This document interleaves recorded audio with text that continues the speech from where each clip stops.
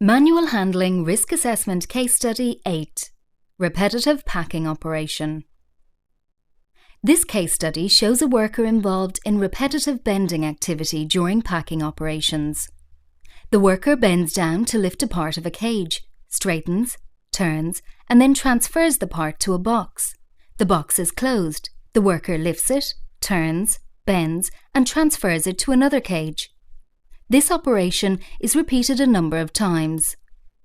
In a case like this, a risk assessment of the task should be carried out in order to develop a better way of working, which reduces or eliminates the risk of injury.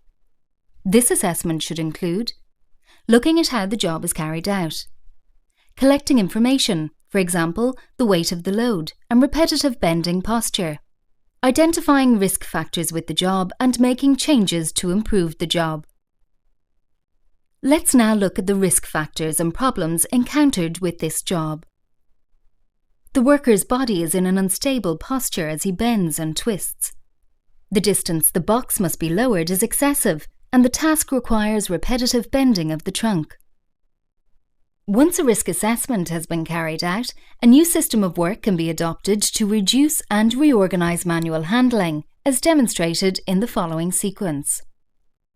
The worker now uses a cage handling unit to raise the cage containing the parts, allowing access at a safe height.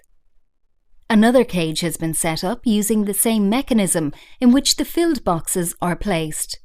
The table on which the boxes are packed is at a similar height, so there is no minimal bending required. Having reorganized the workspace and introduced a better way of working, the risk of injury to the worker has been reduced. Manual handling. Assess to avoid, reduce, or reorganize.